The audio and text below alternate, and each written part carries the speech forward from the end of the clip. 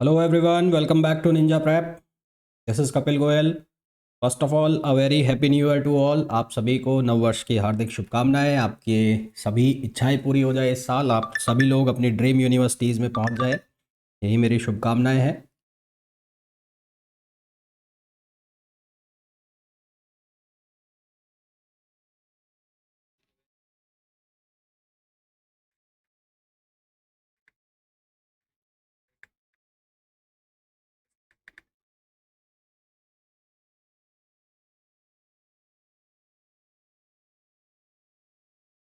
मेरी voice clear है? Audio video clear है सभी को?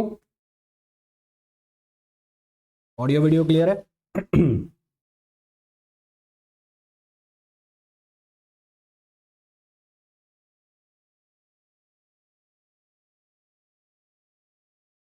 हैप्पी न्यू ईयर भाई, happy new year. Audio video clear है सभी को?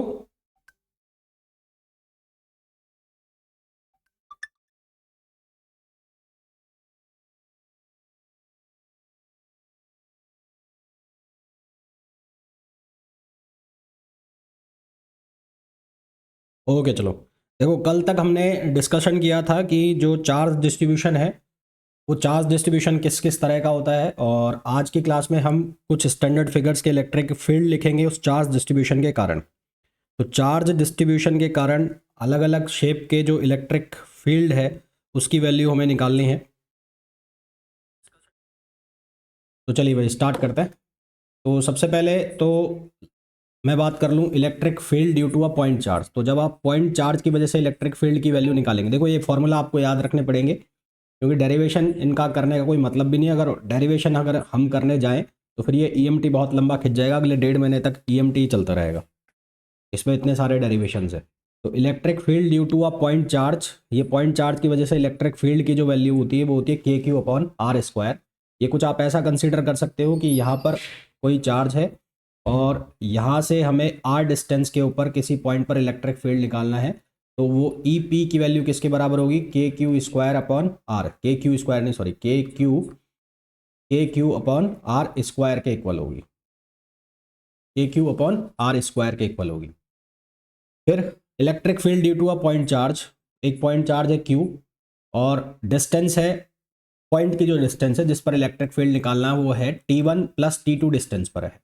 इस डिस्टेंस पर है T1 प्लस T2 पर, where T1 is the thickness of the medium of dielectric constant K1। जहाँ T1 क्या है? कोई डाइलेक्ट्रिक मीडियम है उसकी थिकनेस है, और डाइलेक्ट्रिक कांस्टेंट जो है उसकी वैल्यू है K1। और T2 क्या है? Thickness of medium of dielectric constant K2। T2 क्या है? कोई डाइलेक्ट्रिक कांस्टेंट डाइलेक्ट्रिक है, उसकी जो थिकनेस है वो K2 है, सॉरी जो उसका जो कांस्टेंट है वो K2 है। तो उसके लिए जो इलेक्ट्रिक फील्ड की वैल्यू है वो ये होगी E इक्वल्स टू के क्यू अपॉन आर स्क्वायर। अब यहाँ पर आर इक्विवेलेंट लोगे और वो आर इक्विवेलेंट किसके इक्वल होगा? वो होगा T1 under root K1 plus T2 under root K2, है ना? T1 अंडर रूट K1 और T2 अंडर रूट K2। तो ये वाला जो फॉर्मूला है ये पहली बार शायद तुम लोगों ने देखा होगा, ये नया फॉर्मूला है। मतलब अभी ये वाला फॉर्मूला तो तुम लोगों ने अपनी ग्रेजुएशन में भी देखा होगा, 12th में भी देखा होगा। ये फॉर्मूला थोड़ा सा नया हो सकता है तो इसको ध्यान रखना। हालांकि इस पे क्वेश्चन अभी तक आए नहीं है, फिर भी ध्यान रखना। क्लियर है यहाँ तक?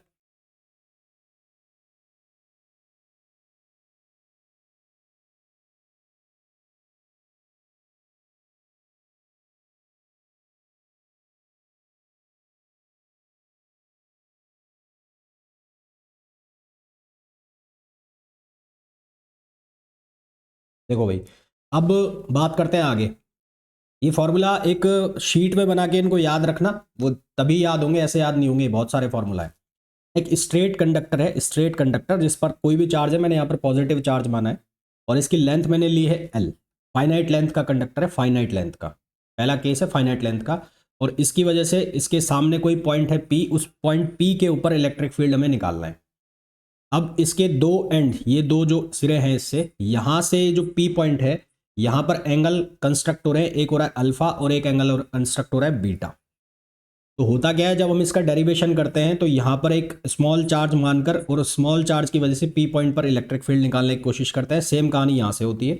और फिर जब उनके कंपोनेंट्स आते हैं, उन कंपोनेंट्स को सॉल्व करते हैं तो हमें एक्स डायरेक्शन में और वाई डायरेक्शन में इलेक्ट्रिक फील्ड मिलता है। तो एक्स डायरेक्शन में यहाँ पर इलेक्ट्रिक फील्ड और वाई डायरेक्शन में इलेक्ट्रिक फील्ड ये। तो ई एक्स की जो वैल्यू होती है वो होती है के लैम्बडा अपॉन आर। अब ये जो लैम्बडा है ये होता है लीनियर चार्ज डिस्ट्रीब्यूशन, जो कि कल मैंने आपको बताया था, लैम्बडा चार्ज अपॉन लेंथ। तो लीनियर चार्ज डिस्ट्रीब्यूशन होता है, तो के लैम्बडा अपॉन आर, और ये लिखा जाता है sine alpha plus sign beta. ये हो गया साइन अल्फा और ये हो जाता है साइन बीटा, है ना। ये एंगल की डायरेक्शन देखना, ये एंगल इस तरह से चल रहा है। ये हो गया साइन अल्फा और एक हो गया साइन बीटा। प्लस साइन है यहाँ पर प्लस, जब आप एक्स की वैल्यू निकाल रहे हो। इसी तरह से जब ई वाई की वैल्यू आप निकालते हो तो ई वाई के केस में फॉर्मूला बनता है k lambda upon r cos alpha minus cos beta. ये जो आर डिस्टेंस है इसका ध्यान रखना हमेशा, आर परपेंडिकुलर डिस्टेंस है, perpendicular distance from from straight wire, perpendicular distance, perpendicular distance from straight wire. अब इसमें देखो स्पेशल केसेस बनते हैं। इसमें स्पेशल केसेस क्या बनते हैं, अगर मैं कह दूं अल्फा इक्वल्स टू बीटा, अगर मैं कह दूं अल्फा इक्वल्स टू बीटा, तो उस केस में क्या होगा, यहां पर बन जाएगा साइन अल्फा और साइन बीटा इक्वल हो जाएंगे। फॉर्मूला क्या बन जाएगा, 2 के लैम्बडा ओवर आर और साइन अल्फा। और वाई जो है वाई हो जाएगा जीरो, क्योंकि कॉस अल्फा कॉस बीटा दोनों इक्वल हो जाएंगे, तो यहाँ पर ई वाई की जो वैल्यू है वो हो जाएगी जीरो, ई वाई की वैल्यू हो जाएगी जीरो। अब अगर मैं ये कह दूं इनफाइनाइट लेंथ का वायर है, जो वायर है वो इनफाइनाइट लेंथ का है, तो ये जो अल्फा बीटा है उसकी वैल्यू हो जाती है pi by two. Alpha beta की वैल्यू पाई बाई टू हो गई, तो sine alpha pi by two, sine pi by two क्या वैल्यू देगा 1, तो ई एक्स की वैल्यू हो जाती है 2 k lambda upon are. E y की वैल्यू हो जाती है जीरो, और ई नेट जो निकालते हैं वो ई नेट कैसे निकालते हैं, उसके लिए हम करते हैं E X square plus E Y square. इस कंडीशन को आप इस स्पेशल नाम भी देते हो, क्या नाम देते हो, इसको नाम देते हो आप इलेक्ट्रिक फील्ड, इलेक्ट्रिक फील्ड। मैं ऊपर लिख देता हूं इसको, इस कंडीशन को आप एक स्पेशल नाम देते हो, उस नाम को मैं यहां लिख देता हूं electric field, electric field due to a infinite length, infinite length straight straight conducting wire, straight conducting wire at mid point, at mid point, है ना। तो जब ये लिखा आएगा तो उस केस में सीधा सीधा ये फॉर्मूला लगाओगे, ई x equals to 2 k lambda upon are, E y equals to zero. अगर आप यहाँ पर के की वैल्यू सब्सटीट्यूट कर देते हो, के की वैल्यू सब्सटीट्यूट कर देते हो, तो ये फॉर्मूला रह जाता है, के की वैल्यू रखोगे तो 1/4 पाई एप्सिलॉन नॉट हो जाएगा, तो फॉर्मूला बन जाएगा 2 upon lambda upon 2 pi epsilon naught r. तो फॉर्मूला बन जाएगा lambda over 2 pi epsilon naught r. फिर एक दूसरा केस इसका बनता है, यदि अल्फा की वैल्यू जीरो हो जाए और बीटा पाई बाई टू, मतलब कि कहानी कुछ ऐसे हो जाए कि ये वायर है, ये वायर है, और ये पॉइंट जो है किसी भी एक एंड पर आ जाए, ये पॉइंट किसी भी एक एंड पर आ जाए। उस केस में जो फॉर्मूला है वो रह जाता है के लैम्बडा अपॉन आर, यानी कि lambda upon 4 pi epsilon naught r, चाहे वो ई एक्स की बात चल रही हो चाहे वो ई वाई की। तो ई एक्स हो जाएगा इस डायरेक्शन में और ई वाई हो जाएगा इस डायरेक्शन में, और इस कंडीशन को भी आप एक स्पेशल नाम देते हो। नाम क्या देते हो कि electric field due to a long straight conducting wire at it end. इसके किसी भी एंड पर जब आपको इलेक्ट्रिक फील्ड निकालना हो तो उसकी वैल्यू, उस केस में अगर इस एंड पर निकाल लो चाहे इस एंड पर निकाल लो, ई एक्स ई वाई दोनों की वैल्यू सेम होगी, K lambda upon are. E net इसका जब निकालोगे तो वो बनेगा under root E X square plus E Y square, जो कि सॉल्व होकर फॉर्मूला देगा under root 2 k lambda upon are. Clear है यहाँ तक, ये फॉर्मूला है स्ट्रेट कंडक्टिंग वायर के, और ये इसके स्पेशल केसेस है। क्वेश्चन जो बनते हैं वो स्पेशल केसेस पे बनते हैं।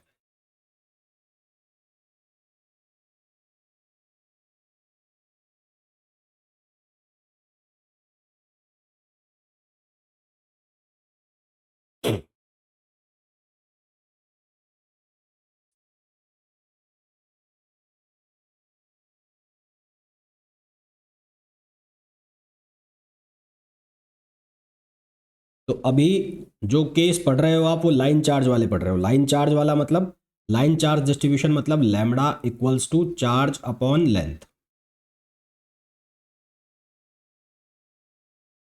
Charge upon length.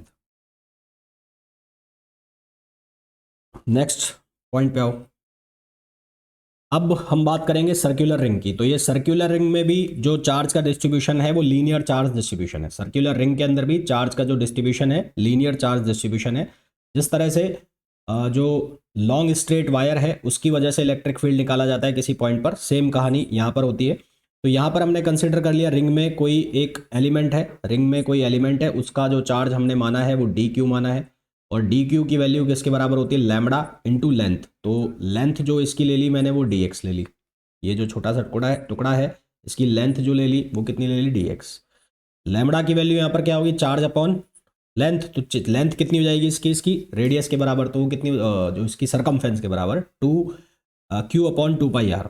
तो उसको लेकर जब हम इसको सॉल्व करेंगे तो एक यहाँ से आएगा इलेक्ट्रिक फील्ड, एक यहाँ नीचे से मिलेगा इलेक्ट्रिक फील्ड। तो एक इलेक्ट्रिक फील्ड ऐसे जाएगा, ऐसे उसके कंपोनेंट ऐसे जाएंगे। तो डी साइन थीटा वाले सारे कैंसिल हो जाएंगे, केवल और केवल कौन सी डायरेक्शन में रह जाएगा, वाई एक्स डायरेक्शन में रह जाएगा। तो ई वाई जो होगा इसका वो कितना हो जाएगा, जीरो, है ना। क्योंकि जब आप यहाँ से इसको कंपोनेंट करोगे तो ये भी बन रहा होगा डी साइन थीटा और इधर बन रहा होगा डी कॉस थीटा। तो डी कॉस थीटा वाले सारे ऐड हो जाएंगे। तो यहाँ पर इसका इलेक्ट्रिक फील्ड का फॉर्मूला रिंग की वजह से, सर्कुलर रिंग की वजह से फॉर्मूला जो बनेगा वो ये बनेगा, k q x upon are square plus x square power 3/2। जहाँ एक्स जो है, एक्स है क्या डिस्टेंस है सेंटर से, और एक्सियल डिस्टेंस है। एक्स जो है distance of point, axial distance,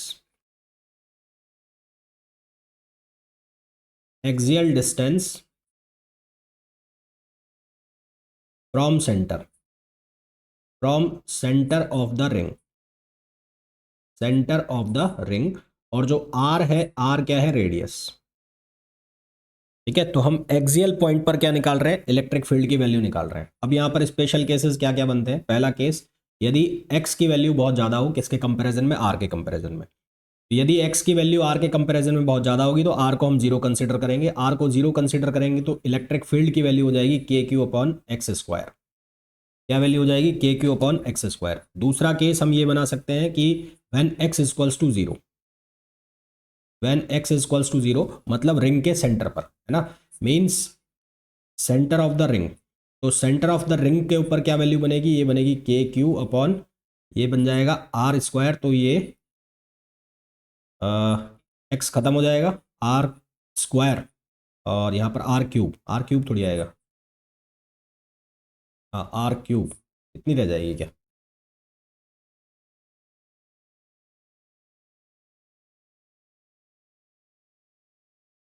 centre पर तो जीरो ही आएगा ना यार, एक्स खत्म हो गया ना, जीरो हो गया, जीरो हो गया। तो सेंटर पर इलेक्ट्रिक फील्ड क्या हो जाएगा, जीरो हो जाएगा। पोटेंशियल आएगा, सेंटर पर इलेक्ट्रिक फील्ड जीरो हो जाएगा। तो इलेक्ट्रिक फील्ड एट सेंटर क्या हो गया, जीरो। और अगर निकालना है हमें रिंग की सरफेस पर, रिंग के किसी पॉइंट पर, मैं नेक्स्ट पॉइंट पे बता देता हूँ।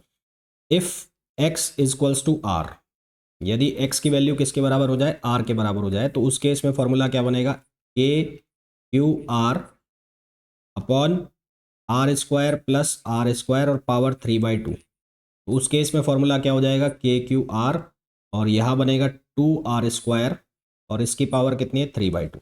इसको सॉल्व करोगे तो ये क्या आ जाएगा, रिंग की सरफेस के ऊपर फॉर्मूला आ जाएगा इलेक्ट्रिक फील्ड का। ठीक है, अब यहाँ पर एक स्पेशल कंडीशन बनती है। स्पेशल कंडीशन क्या बनती है, अगर हमें ये पूछा जाए कि इस रिंग में मैक्सिमम इलेक्ट्रिक फील्ड कहाँ होगा, तो इस रिंग में मैक्सिमम इलेक्ट्रिक फील्ड निकालने के लिए आप क्या करोगे, ये जो फॉर्मूला है इसका डिफरेंशिएशन करोगे। मैक्सिमम इलेक्ट्रिक फील्ड निकालने के लिए ये वाला जो फॉर्मूला है इसका डिफरेंशिएशन करोगे। डिफरेंशिएशन करोगे किसके रेस्पेक्ट में, एक्स के रेस्पेक्ट में, और फिर इसको जीरो के बराबर करोगे। तो जब इसको जीरो के बराबर करोगे तो आपको एक पॉइंट मिलेगा, ये वाला point, x equals to plus minus r upon under root 2, x equals to plus minus r upon under root 2। ये वो पॉइंट है जहां पर इलेक्ट्रिक फील्ड इस रिंग के लिए मैक्सिमम होगा, और मैक्सिमम इलेक्ट्रिक फील्ड की वैल्यू होगी Q/6, Q/6 under root 3 pi epsilon naught are square, Q/6 under root 3 pi epsilon naught are square. ठीक है, ये क्या हो गया, एक रिंग के लिए क्या हो गया, मैक्सिमम इलेक्ट्रिक फील्ड की वैल्यू। यहाँ पर एक ग्राफ देख रहे हो, ये वाला ग्राफ, तो ये ग्राफ है रिंग का जो इलेक्ट्रिक फील्ड है उसका डिस्टेंस के साथ वेरिएशन, रिंग का जो इलेक्ट्रिक फील्ड है उसका डिस्टेंस के साथ वेरिएशन। तो अगर आप पॉजिटिव साइड में देखोगे तो पहले इलेक्ट्रिक फील्ड बढ़ रहा है, लगातार बढ़ रहा है, बढ़ रहा है, बढ़ रहा है, फिर मैक्सिमम हुआ, मैक्सिमम कहाँ पर हुआ, ये r अपॉन अंडर रूट पर मैक्सिमम हुआ, r अपॉन अंडर रूट 2 पर मैक्सिमम हुआ। उसके बाद ये वैल्यू लगातार क्या होने लग गई, कम होने लग गई। इसी तरह से जब नेगेटिव साइड में चलोगे तो वहाँ पर भी इसकी रिप्लिका ही बन रही है, परंतु ये नेगेटिव में बना है। तो यहाँ पर भी मैक्सिमम इलेक्ट्रिक फील्ड होगा और उसकी वैल्यू क्या होगी, वही वैल्यू होगी जो यहाँ पर है, यानी कि Q/6 √3 pi epsilon not R square. Clear है यहाँ तक?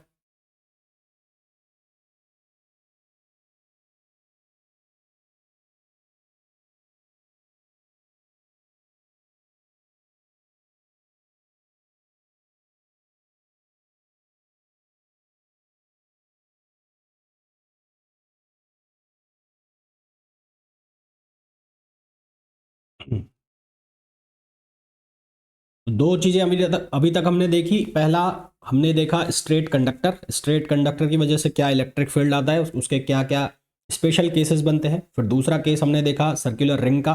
सर्कुलर रिंग की वजह से क्या इलेक्ट्रिक फील्ड का फॉर्मूला होता है एक्चुअल, उसके क्या क्या केस बन सकते हैं वो हमने देखा। अब थर्ड बात करते हैं हम सरफेस चार्ज। अभी तक हमने जो चार्ज डिस्ट्रीब्यूशन था वो देखा, कौन सा, लीनियर चार्ज। अब हम बात करेंगे सरफेस चार्ज। सरफेस चार्ज का मतलब है, मैंने आपको बताया था, जिसमें लिखा होता है charge upon area, charge upon surface area, charge upon surface area. तो इसमें कौन कौन से केस बनेंगे? पहला केस बनेगा इसका इनफाइनाइट शीट ऑफ चार्ज।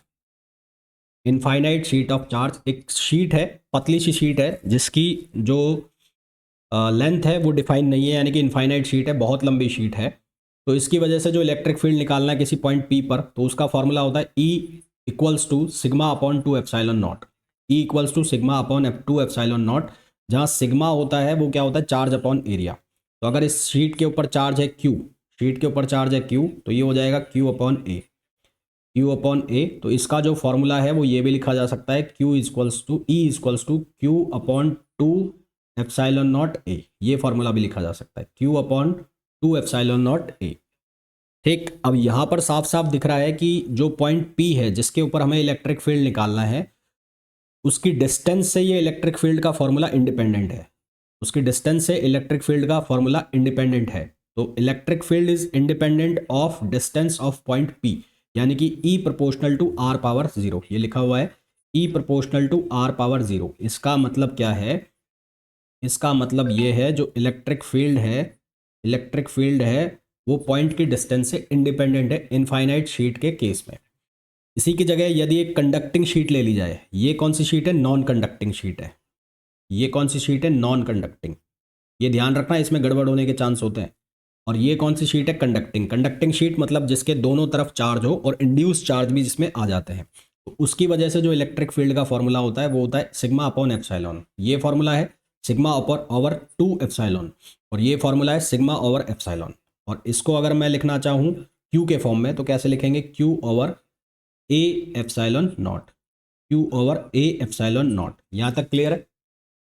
ये दोनों ही केस में जो इलेक्ट्रिक फील्ड है वो उस पॉइंट की डिस्टेंस से इंडिपेंडेंट है जिस पर हमें इलेक्ट्रिक फील्ड निकालना है। ये दोनों ही केस में, ये जो दोनों ही केस में इलेक्ट्रिक फील्ड है ये इंडिपेंडेंट है पॉइंट की डिस्टेंस से जिस पर हमें इलेक्ट्रिक फील्ड निकालना है।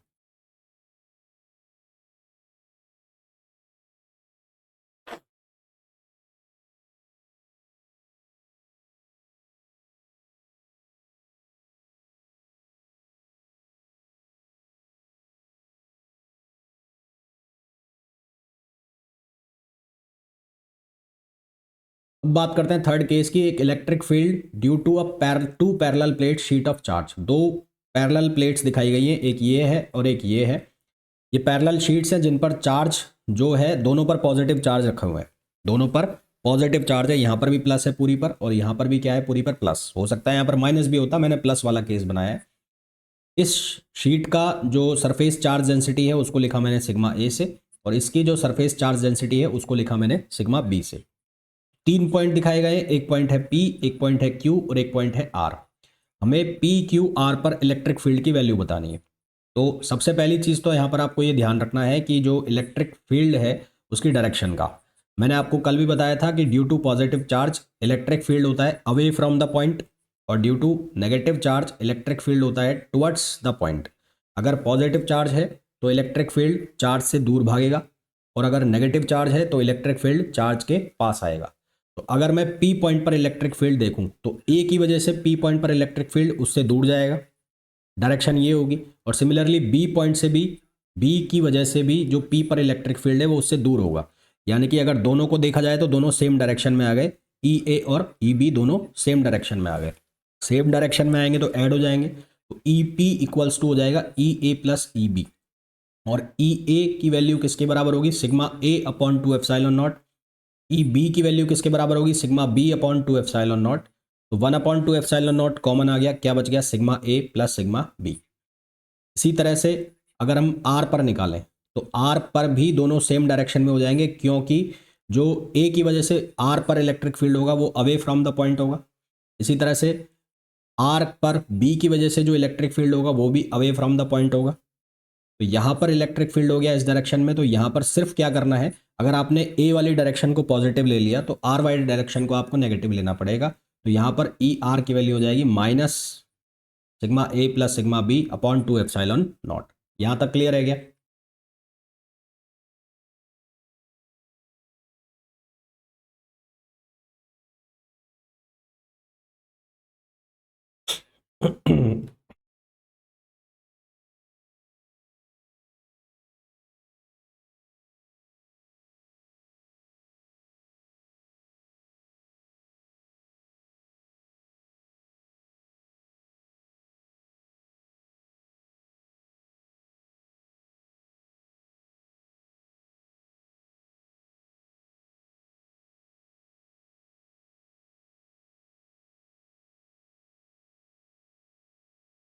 मैं ये कह रहा हूँ कि अगर आपने ये डायरेक्शन को पॉजिटिव ले लिया, भाई डायरेक्शन तो लोगे ही ना आप।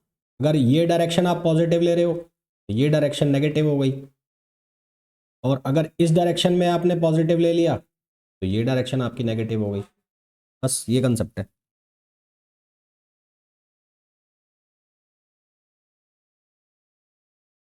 चलो हटा दो, इस माइनस साइन को आप हटा दो, नहीं तो कंफ्यूजन हो जाएगा, इसको हटा दो आप।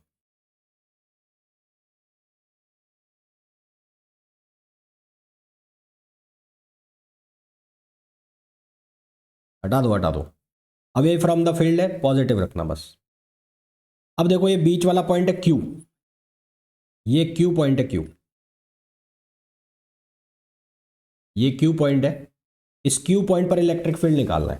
तो क्यू पॉइंट पर इलेक्ट्रिक फील्ड कैसे निकालोगे, सबसे पहले ए की वजह से अवे फ्रॉम द पॉइंट होगा, यानी कि ये डायरेक्शन आ गई, और बी पॉइंट की वजह से ये पॉइंट होगा, यानी कि ये डायरेक्शन आ गई, है ना। तो दोनों एक दूसरे के अपोजिट हो गए, तो नेट इलेक्ट्रिक फील्ड क्यू पर क्या आ गया, E A minus E B, E A minus E B. तो ई ए की value sigma upon two epsilon naught, sigma A upon two epsilon naught, और ई बी की value sigma B upon two epsilon naught, दोनों एक दूसरे के opposite है। तो क्या लिखा जाएगा, one upon two epsilon naught sigma A minus sigma B. Clear?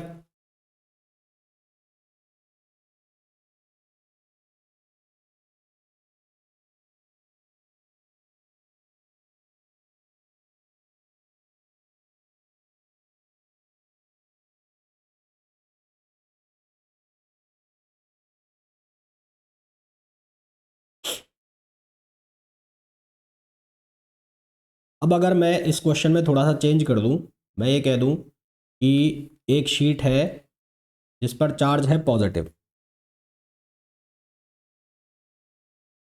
ये,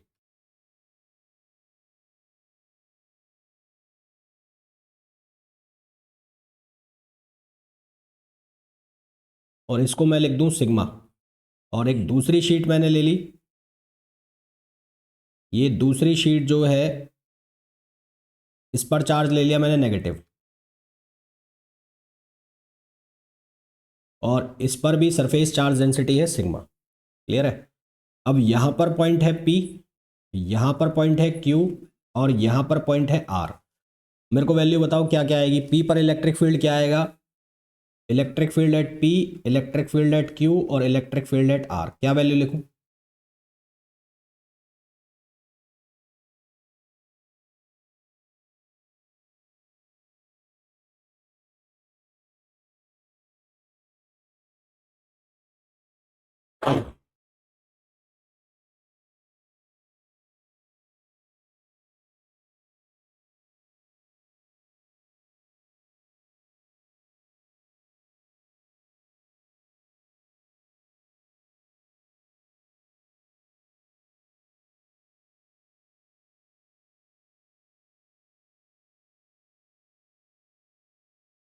बताओ भाई क्या वैल्यू लिखूं। ये वाला जो है ये क्या देगा, एक तो आएगा पॉजिटिव साइड में और एक आएगा नेगेटिव साइड में। तो यहाँ पर क्या वैल्यू हो गई, 0। तो अगर मैं इसको 1 लिख देता हूँ 1 और इसको लिख देता हूँ 2, तो E1 माइनस E2 दोनों का मैग्नीट्यूड सेम, तो 0 हो गया। सिमिलरली यहाँ पर जो इलेक्ट्रिक फील्ड आएगा वो आएगा इधर, और एक इलेक्ट्रिक फील्ड जाएगा जो हो जाएगा ऑपोजिट डायरेक्शन में, तो ये भी क्या हो जाएगा, E1 माइनस E2, ये भी क्या हो जाएगा, 0।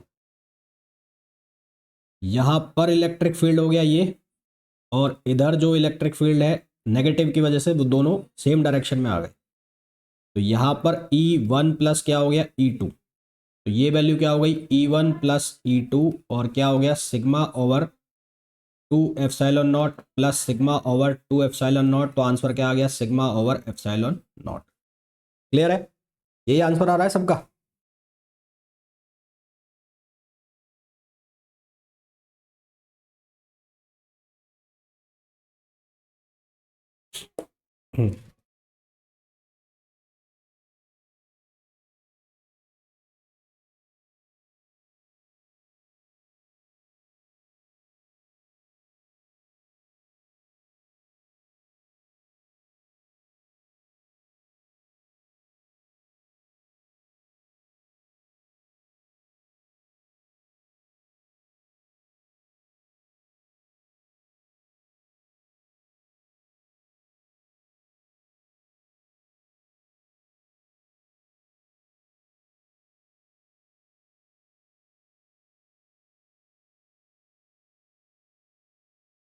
नेक्स्ट उस पे आओ अब केस पर। हाँ जी, तो अभी तक हमने बात की, रिंग की बात कर ली, फिर हमने बात की जो एक केस था ना, रिंग की, और शीट की बात की। शीट की बात करी तो शीट में हमारे पास ये अलग अलग केस बने। डायरेक्शन कैसे लेना है, डायरेक्शन देखो, जो पॉजिटिव चार्ज होगा ना, पॉजिटिव चार्ज, उसकी वजह से मान लो इलेक्ट्रिक फील्ड आपको यहाँ निकालना है, तो यहाँ इस पॉजिटिव चार्ज की वजह से ये हमेशा दूर जाएगा, इलेक्ट्रिक फील्ड इससे इससे दूर जाएगा। और अगर नेगेटिव चार्ज है, नेगेटिव चार्ज का मतलब अगर ये है नेगेटिव चार्ज है और इसकी वजह से आपको इलेक्ट्रिक फील्ड निकालना है, तो ये हमेशा इसको अपनी तरफ खींच लेगा। बस ये ध्यान रखो।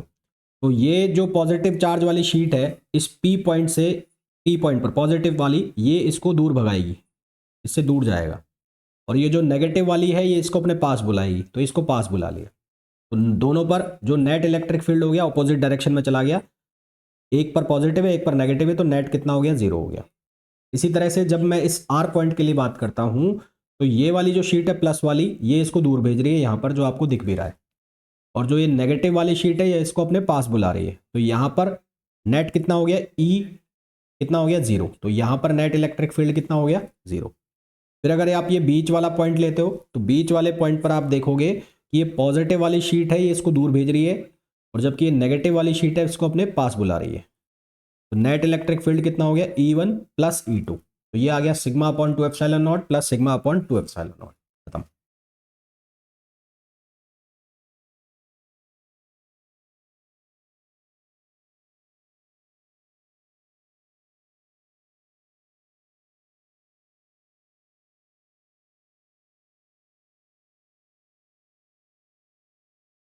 नेक्स्ट पे आ जाओ। अब हम बात करेंगे charge conducting sphere. Conducting sphere की वजह से इलेक्ट्रिक फील्ड निकालना है हमें, और इसमें दो केस बनते हैं तुम्हारे, एक बनता है सॉलिड का और एक बनता है होलो का। एक बनता है सॉलिड स्पेयर और एक बनता है होलो स्पेयर। सॉलिड स्पेयर का केस बनता है एक होलो स्पेयर का। सॉलिड स्पेयर की वजह से इसके बाहर, सॉलिड स्पेयर की वजह से इसके बाहर किसी पॉइंट पर आपको इलेक्ट्रिक फील्ड निकालना है, तो उसका फॉर्मूला बनता है के क्यू अपॉन आर स्क्वायर, जो कि एक पॉइंट चार्ज की वजह से होता है। सिमिलर है किसके, पॉइंट चार्ज की वजह से जो इलेक्ट्रिक फील्ड होता है उसके सिमिलर है। पर क्योंकि यहाँ पर सरफेस चार्ज डेंसिटी हम ले रहे हैं, तो सरफेस चार्ज डेंसिटी के अकॉर्डिंगली सिग्मा बराबर क्या होता है, क्यू अपॉन ए। और सरफेस एरिया जो हो जाएगा, या जो स्पेयर है उसका एरिया हो जाएगा 4πr²। तो क्यू की वैल्यू लिखी जा सकती है सिग्मा 4πr²। तो 4π से 4π कैंसिल हो जाएगा, तो ये फॉर्मूला हो जाएगा sigma r² upon epsilon r²। यहाँ ध्यान रहे कि जो r है वो क्या है, बाउंडेड चार्ज। ये जो चार्ज है ये कौन सा है, बाउंडेड चार्ज। बाउंडेड चार्ज का मतलब है जो बाउंड्री के अंदर जो चार्ज है वो सारा चार्ज। तो ये वाली जो रेडियस ली हुई है, ये रेडियस किसकी है? Radius of sphere.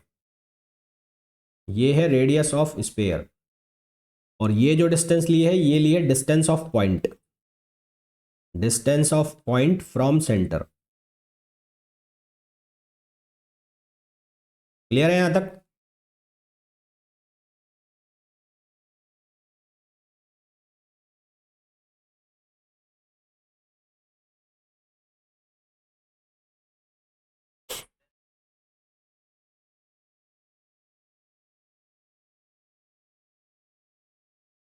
और ये जो फॉर्मूला है दोनों के लिए सेम रहेगा, चाहे सॉलिड चार्ज हो और चाहे वो होलो चार्ज हो, दोनों ही केस में सेम फॉर्मूला आएगा, outside the sphere, outside the sphere. अब अगर बात की जाए surface of the sphere, sphere की सरफेस पर अगर हम फॉर्मूला निकालना चाह रहे हैं, तो ये जो आर है ये किसके इक्वल हो जाएगा? कैपिटल आर के। ये आर किसके इक्वल हो जाएगा? कैपिटल आर के। तो यहां पर जो ये फॉर्मूला बन जाएगा, यहां पर क्या चेंज होगा? इस स्मॉल आर की जगह क्या लिख दोगे? Capital R. तो फॉर्मूला क्या बन जाएगा? K Q upon are square, ये लिखा जा सकता है। या फिर इस फॉर्मूला में चेंज करना चाहो तो कैपिटल आर की जगह या स्मॉल आर की जगह कैपिटल आर लिखोगे तो दोनों एक दूसरे को कैंसिल कर देंगे, तो फॉर्मूला रह जाएगा ये वाला, सिग्मा अपॉन एप्सिलॉन नॉट, या फिर के Q upon are square. Clear है?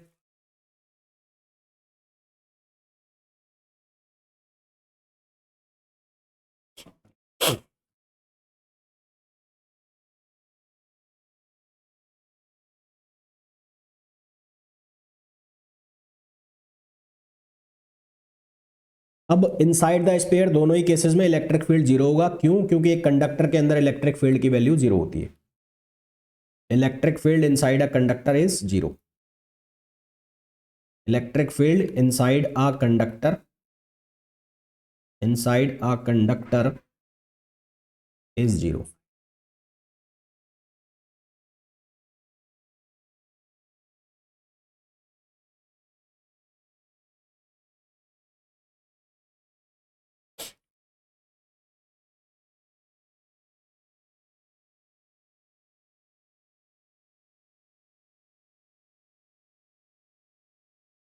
अगर इसका ग्राफ बनाया जाए डिस्टेंस का और इलेक्ट्रिक फील्ड का, तो इनसाइड द कंडक्टर यानी कि जब आर की वैल्यू लेस देन आर है,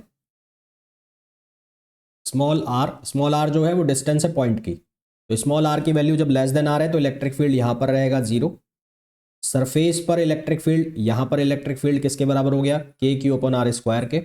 और उसके बाद अगर आप देखोगे तो इलेक्ट्रिक फील्ड आर के साथ किस तरह का रिलेशन बना रहा है? Reciprocal, inversely proportional to one upon are square. तो ये वाला ग्राफ बन गया,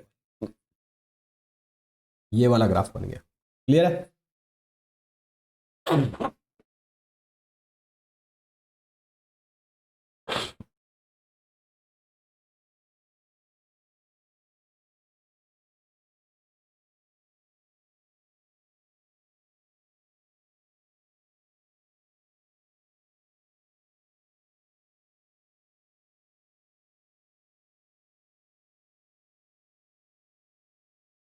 नेक्स्ट पॉइंट पे आओ।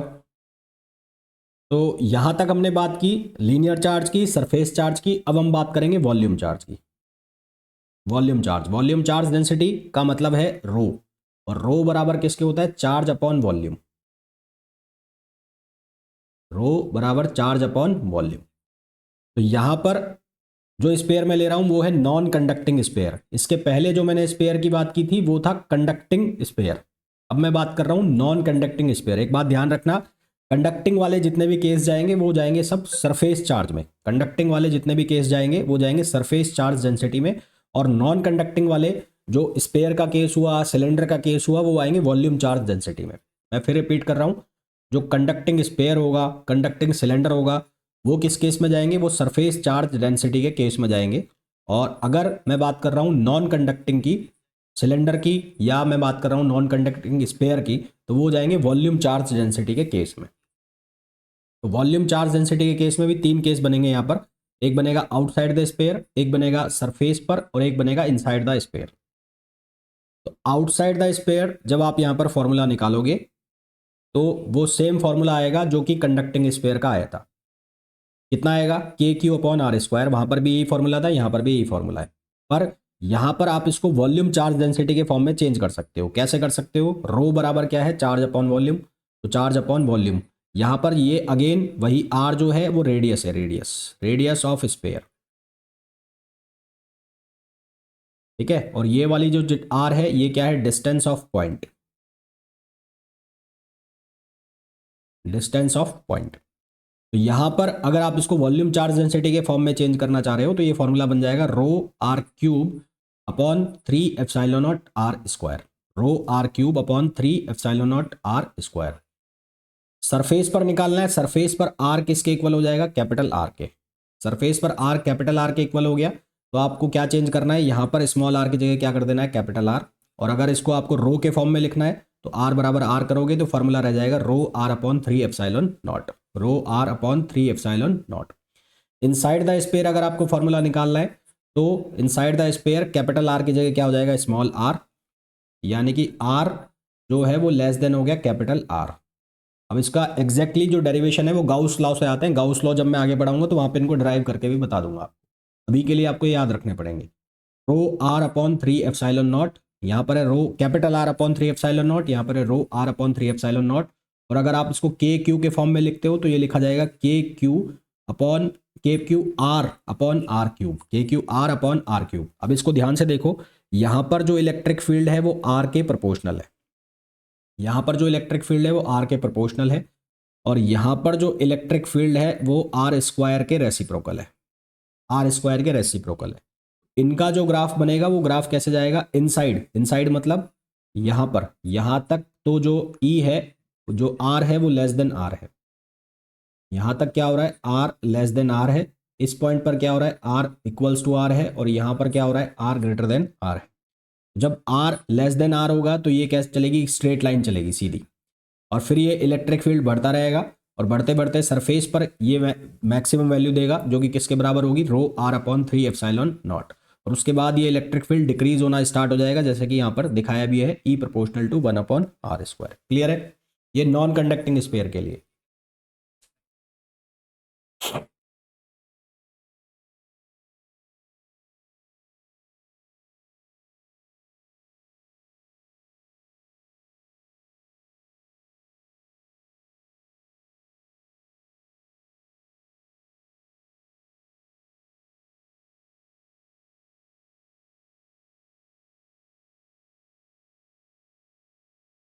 नेक्स्ट पॉइंट पे आओ।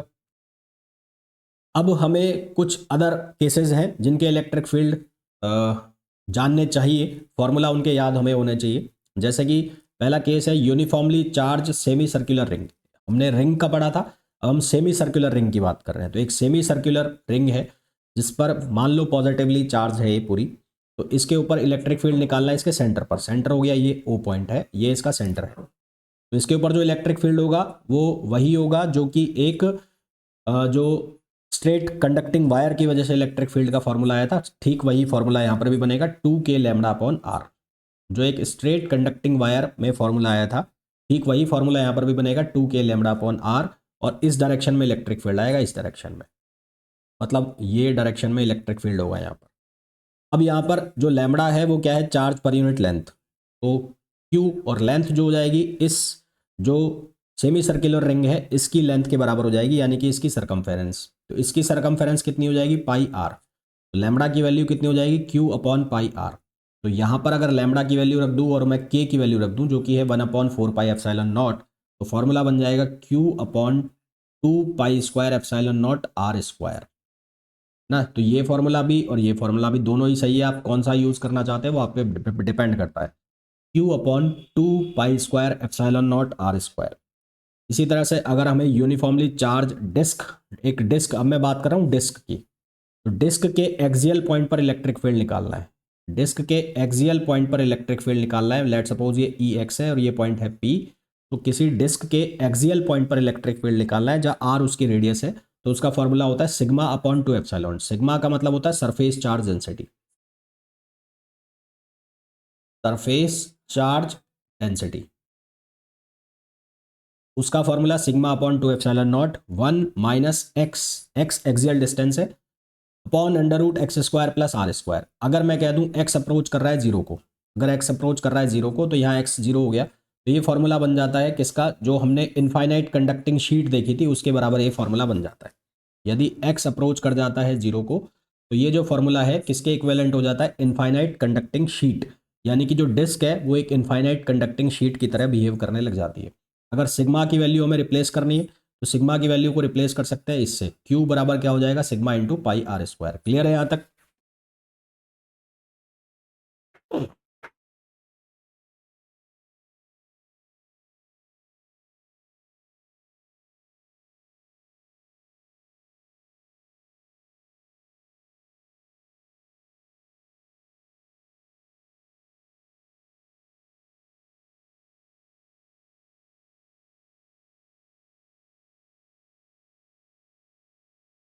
फिर आता है हेमिस्फेरिकल चार्ज बॉडी।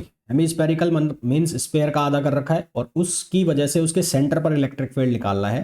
तो ये इलेक्ट्रिक फील्ड आ गया इस डायरेक्शन में, और इलेक्ट्रिक फील्ड की जो वैल्यू लिखी जाती है वो लिखी जाती है सिग्मा अपॉन 4 एप्सिलॉन नॉट। ये जो इलेक्ट्रिक फील्ड है इसकी वैल्यू लिखी जाती है सिग्मा अपॉन 4 एप्सिलॉन नॉट।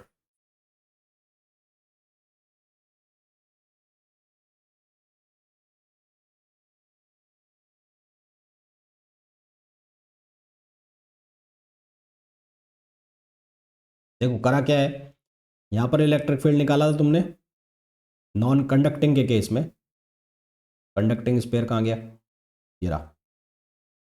तो कंडक्टिंग स्पेयर में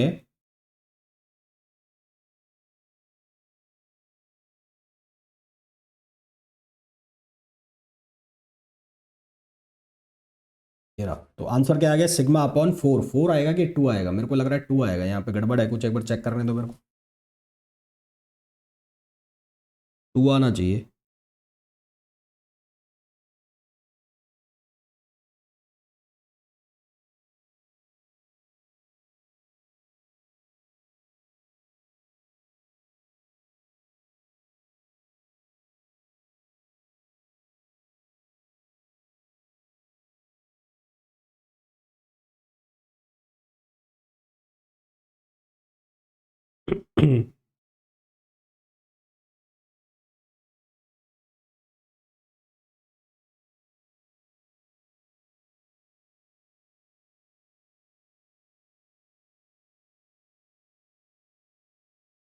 टू आएगा यहाँ, टू। और मैं एक बार फिर चेक करके बता दूंगा, ये 2 आएगा यहाँ पर, क्योंकि उसका जस्ट हाफ हो जाएगा, ये डिस्क की तरह बिहेव करेगा ना ये। तो 2 एप्सिलॉन नॉट आना चाहिए, 2 एप्सिलॉन नॉट। वैसे भी निकाल लो डिस्क का सिग्मा अपॉन 2 एप्सिलॉन, हाँ 2 एप्सिलॉन नॉट आएगा।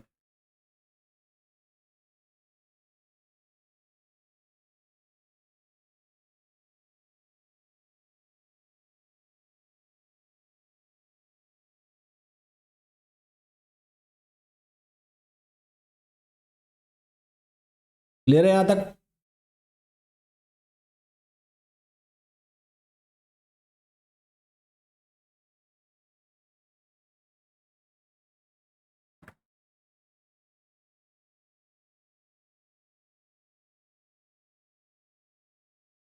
चलो भाई नेक्स्ट पॉइंट पे आओ। अब देखिए, अब हमें सिलेंडर की वजह से इलेक्ट्रिक फील्ड निकालना है, और सिलेंडर की वजह से जो इलेक्ट्रिक फील्ड हम निकाल रहे हैं इसमें भी दो केस बनते हैं, एक कंडक्टिंग और एक नॉन कंडक्टिंग। एक बनता है कंडक्टिंग का और एक बनता है नॉन कंडक्टिंग का। ठीक है, नॉन कंडक्टिंग में तो जो सरफेस चार्ज डेंसिटी यहाँ पर जो कंसिडर होगा वो होगा volume charge density. Non conducting में जो चार्ज डेंसिटी कंसिडर होगी वो होगी वॉल्यूम चार्ज डेंसिटी। तो यहाँ पर कंसिडर करो volume charge density, volume charge density, यानी कि यहां पर आएगा रो, और रो किसके बराबर होगा, चार्ज अपॉन वॉल्यूम, होगा चार्ज अपॉन वॉल्यूम। तो सबसे पहला जो फॉर्मूला बनेगा वो बनेगा इसका, जो फॉर्मूला आएगा वो आएगा यहां पर बनेगा rho R upon 2 epsilon naught. Rho R upon 2 epsilon naught. Rho कैसे आया है, अगर इसकी लेंथ मैं एल ले लूं, इसकी मैं लेंथ ले लूं एल, तो रो की जो वैल्यू होगी वो किसके बराबर होगी, q upon pi r square l. और ये पाई आर जो होगा ये कौन सा आर होगा, कैपिटल आर होगा, कैपिटल आर, ये हो जाएगा capital R, pi r square l, मतलब ये जो सरफेस है इसके अंदर जो बंद चार्ज है वो लेना है हमें। तो ये हो जाएगा पाई आर स्क्वायर एल, रो की वैल्यू। और एक मिनट रुकना है, 2 पाई आर एल, और यहाँ पर होगा पाई आर स्क्वायर एल, ये सरफेस पर आ जाएगा। तो यहाँ पर आएगा ये रो की वैल्यू, तो रो की वैल्यू को चेंज करोगे, एक मिनट रुकना यार, मैं इसको उससे बताता हूँ तुम्हें, गाउस लॉ से बताता हूँ, गाउस लॉ से। तो ये बनेगा तुम्हारा रो आर स्क्वायर, तो ये हो गया ना, हाँ रो आर स्क्वायर, ठीक है।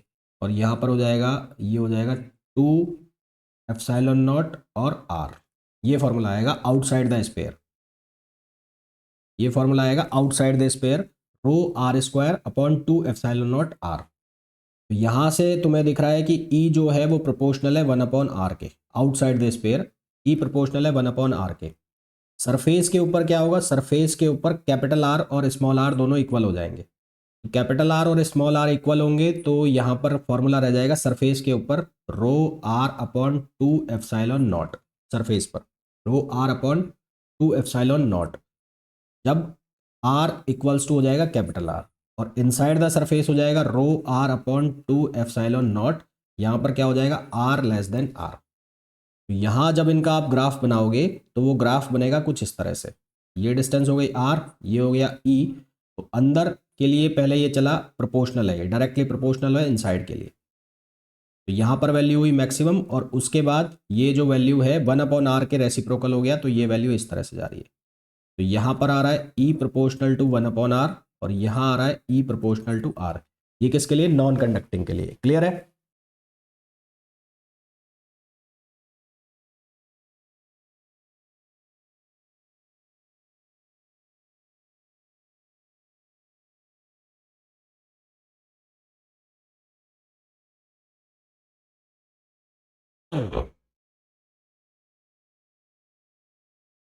अब कंडक्टिंग के लिए केस में बात करेंगे, तो कंडक्टिंग के लिए आप यूज करोगे सरफेस चार्ज डेंसिटी, यानी कि charge upon surface area, charge upon area.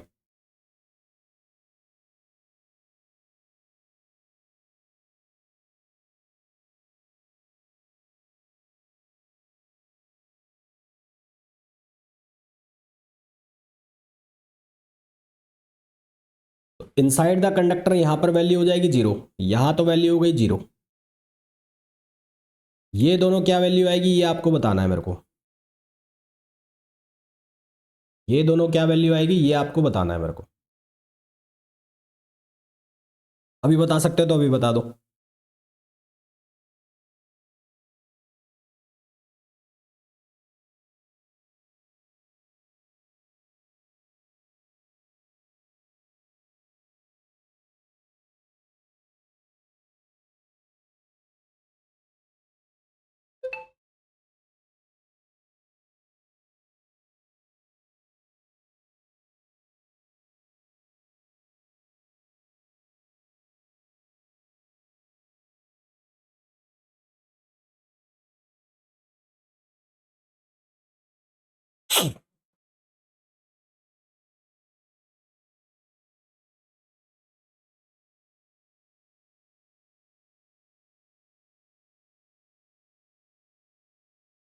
देखो, कंडक्टिंग की वजह से जो कंडक्टिंग सिलेंडर है वो बिहेव करेगा एक लॉन्ग चार्ज स्ट्रेट वायर की तरह, ठीक है, नोट लगा के मैं लिख देता हूं यहां पर, conducting cylinder, conducting cylinder behaves like a long charge wire, long charge straight wire. तो अगर ये लॉन्ग चार्ज स्ट्रेट वायर हो गया, तो यहाँ पर जो फॉर्मूला है वो कौन सा लगेगा, सिग्मा का नहीं लगेगा, यहाँ पर लगेगा लैम्बडा का। तो यहाँ पर आएगा लैम्बडा, और लैम्बडा किसके बराबर होगा, चार्ज अपॉन लेंथ, मान लो वो लेंथ है एल, तो यहाँ पर हो जाएगा क्यू अपॉन एल। तो उसका जो फॉर्मूला आया था, उसका फॉर्मूला कितना आया था, lambda upon 2 k lambda upon are. तो यानी कि lambda upon 2 pi epsilon naught r, ये तो बाहर वाले पॉइंट के लिए, और सरफेस पर कितना हो जाएगा 2 पाई एप्सिलॉन नॉट आर, और इनसाइड द सरफेस कितना हो जाएगा, 0 हो जाएगा। क्लियर है?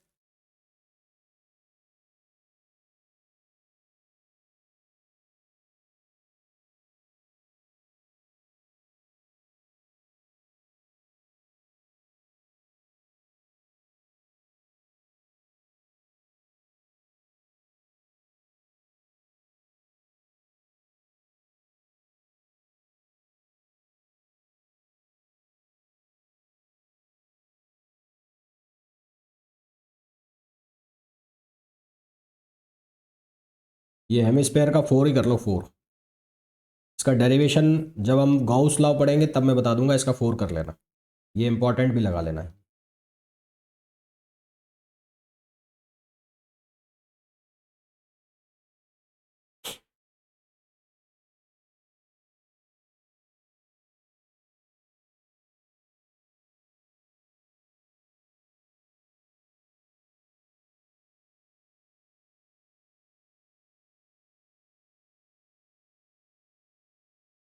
तो ये हमने कुछ स्पेशल केस पढ़े, कुछ जो शेप्स हैं, कुछ बॉडीज़ हैं, उनकी वजह से इलेक्ट्रिक फील्ड की वैल्यू हमने लिखी अलग अलग केस में। अब इसका जो नेक्स्ट लेक्चर होगा उसमें हम कुछ क्वेश्चंस करेंगे इनके ऊपर जो बन सकते हैं, हालांकि इनके ऊपर क्वेश्चंस बनते नहीं है, क्वेश्चन जो आते हैं वो गाउस लॉ से आते हैं।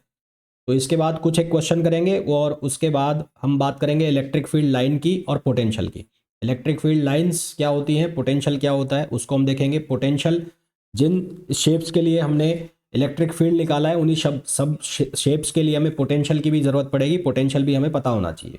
फिर हम रिलेशन निकालेंगे इलेक्ट्रिक फील्ड और पोटेंशियल के बीच, और देन हम आएंगे गाउस लॉ के ऊपर। वो गाउस लॉ और फिर जो इलेक्ट्रिक फील्ड की वजह से वर्क डन, टॉर्क और डाइपोल मोमेंट, फिर वो सारी चीज़ें चालू होंगी। क्लियर है यहाँ तक?